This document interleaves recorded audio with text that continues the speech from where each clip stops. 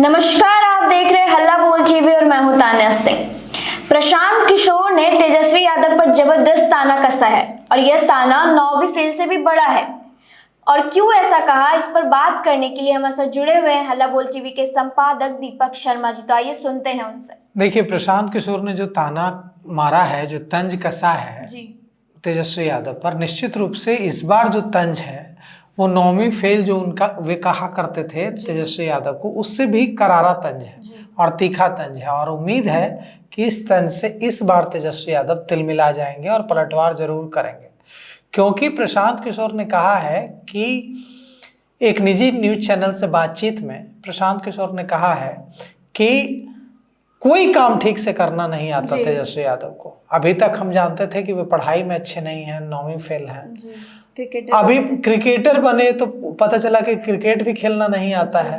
अभी देखा कि डांस करता हुआ उनका वीडियो देखा कि डांस भी नहीं कर पा रहा है। तो प्रशांत किशोर ने कहा है कि कोई काम तो अच्छा कर लो यार, डांस भी नहीं करना आता है, पढ़ना भी नहीं आता है, कोई काम नहीं करना आता है, क्रिकेट भी खेलना नहीं आता है, किसी विधा में निपुण नहीं हो।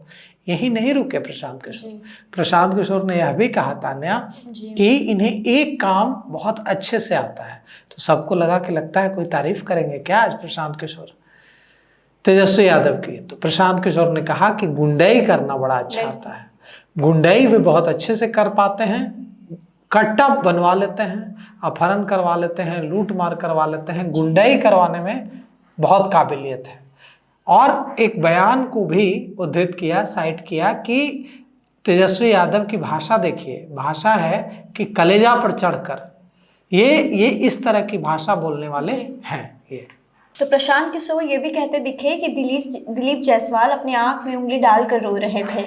दिलीप जायसवाल आज कल जब प्रधानमंत्री नरेंद्र मोदी अपनी मां को दिए गए अपमानजनक गालियों का जिक्र कर रहे थे, अपशब्दों का जिक्र कर रहे थे, तो दिलीप जायसवाल जो बिहार बीजेपी के प्रदेश अध्यक्ष हैं, वे रो रहे थे और उनकी आंखों से आंसू निकल रहा था। और पूरा देश देख रहा था कि बीजेपी के प्रदेश अध्यक्ष कैसे रो रहे हैं और यह कहकर रो रहे हैं कि पूरे भारत में बिहार और बिहारियों को शर्मिंदा कर दिया गया। जिस तरह से प्रधानमंत्री नरेंद्र मोदी की मां स्वर्गीय हीराबेन को गाली दी गई बिहार में, इससे बिहार की छवि पूरे देश में खराब हुई है। बिहारियों की छवि खराब हुई है कि क्या हम माताओं बहनों का सम्मान करना भी नहीं जानते, और वे फूट फूट कर रो रहे थे। इस पर प्रशांत किशोर ने, जैसा कि आपने कहा बिल्कुल सही, कि प्रशांत किशोर ने इस पर भी तंज कसा और प्रशांत किशोर ने कहा कि बिल्कुल प्रधानमंत्री नरेंद्र मोदी की मां हो या मेरी मां हो या किसी की भी मां हो, मजदूर की मां हो या प्रधानमंत्री नरेंद्र मोदी की मां हो, किसी की भी मां के लिए अपमानजनक शब्दों का इस्तेमाल नहीं किया जाना चाहिए और ये गलत है। लेकिन उन्होंने दिलीप जायसवाल पर भी खूब तंज कसा और कहा कि दिलीप जायसवाल मर्डर के आरोपी हैं, इन हत्या का आरोप है इन पर, और जिस युवक की हत्या का आरोप है उसकी मां और बहन पटना में आकर रो रही थी फूट फूट कर, तब इनका दिल नहीं पिघला, तब इनको रोना नहीं आया। और जब प्रधानमंत्री नरेंद्र मोदी अपनी मां का जिक्र कर रहे हैं तो इन्हें रोना आ रहा है। और यही नहीं रुके प्रशांत किशोर, उन्होंने कहा कि कोई रोना नहीं आ रहा था, जनता बेवकूफ नहीं है, जनता देख रही थी, वायरल हो गया उनका वीडियो कि कैसे वे झूठ मूठ रो रहे हैं, उन्हें कोई रोना नहीं आ रहा था। उन्हें जब रोना नहीं आ रहा था तो उन्होंने अपनी आंखों में उंगली कर ली और अपनी आंखों में उंगली डाल ली तो आंख से आंसू गिरने लगा और वे रोने का नाटक करने लगे। लेकिन प्रशांत किशोर ने कहा कि जनता बेवकूफ नहीं है और जनता सब कुछ देख रही है और जनता यह भी समझ रही है कि दिलीप जायसवाल रोने का नाटक कर रहे हैं। उन्होंने प्रधानमंत्री नरेंद्र मोदी की मां पर जो अपमानजनक टिप्पणी की गई, अपशब्द का इस्तेमाल किया गया, उसकी निंदा भी की।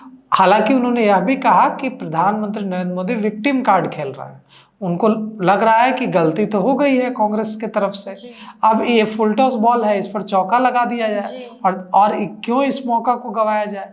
तो इसीलिए प्रधानमंत्री नरेंद्र मोदी इमोशनल बातें कर रहे हैं। और प्रशांत किशोर ये भी कहते सुनाई दिए कि राहुल गांधी की समापन यात्रा में इतने लोग जुटे जितने तो हमारे मीटिंग में आ जाते हैं। हाँ, उन्होंने कहा, प्रशांत किशोर ने कहा कि जो समापन कार्यक्रम हुआ उसमें इतनी 5 पार्टियों ने मिलकर 10,000 की भीड़ जुटाई।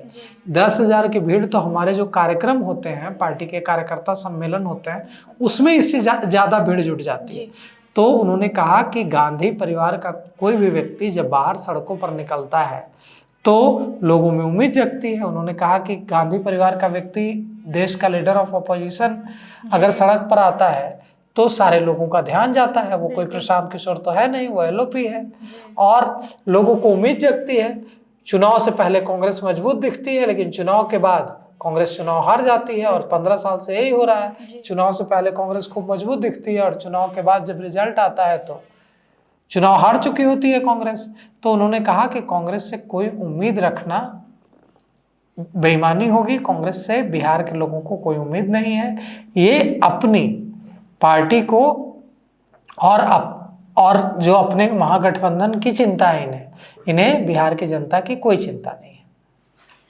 तो सुना आपने प्रशांत किशोर ने किस तरह टिप्पणियां की हैं, आपकी क्या और साथ ही उन्होंने यह भी संकेत दिए, तान्या, एक बड़ी बात तो आप पूछना भूल गई कि प्रशांत किशोर ने ऐसे संकेत दिए कि वे करगहर विधानसभा सीट से चुनाव लड़ सकता है। जी। उन्होंने कहा कि मेरी जन्मभूमि है करगहर और मुझे करगहर से चुनाव लड़ना चाहिए। एक बड़ा इशारा है। इशारा इसलिए बड़ा है क्योंकि करगहर जो सीट है वो ब्राह्मण बहुल सीट है।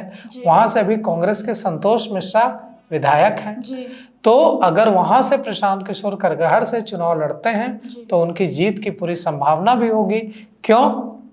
क्योंकि बिहार के ब्राह्मण समुदाय के युवा खासकर बड़ी संख्या में जन स्वराज की तरफ उम्मीद लगाए देख रहे हैं, क्योंकि उन्हें ऐसा लग रहा है कि भारतीय जनता पार्टी के वे वोटर हैं अभी तो वर्तमान में, लेकिन उन्हें लग रहा है कि बीजेपी उन्हें ग्रांटेड ले रही है और बीजेपी उनकी वैल्यू नहीं समझ रही है। ऐसे में उनके पास अब तक ऑप्शन नहीं था कि अगर बीजेपी को वोट नहीं देंगे तो लालू प्रसाद यादव जीत जाएंगे और फिर से बिहार में वही हुड़दंग होने लगेगा, वही जंगल राज आ जाएगा जिसके बारे में पटना हाई कोर्ट ने कहा था कि ऐसा लगता है जैसे बिहार में जंगल राज है। तो उससे बचने के लिए वे बीजेपी को वोट करते थे, लेकिन अब पहली बार उनके पास एक नया ऑप्शन है, प्रशांत किशोर का ऑप्शन। तो इसीलिए मुझे लगता है कि प्रशांत किशोर करगहर सीट से चुनाव लड़ने पर विचार कर रहे हैं। तो अब देखना ये होगा कि करगहर में किसका डंका बजने वाला है। फिलहाल इस पेशकश में इतना ही। आगे की खबरों के लिए देखते रहे हल्ला बोल टीवी। धन्यवाद।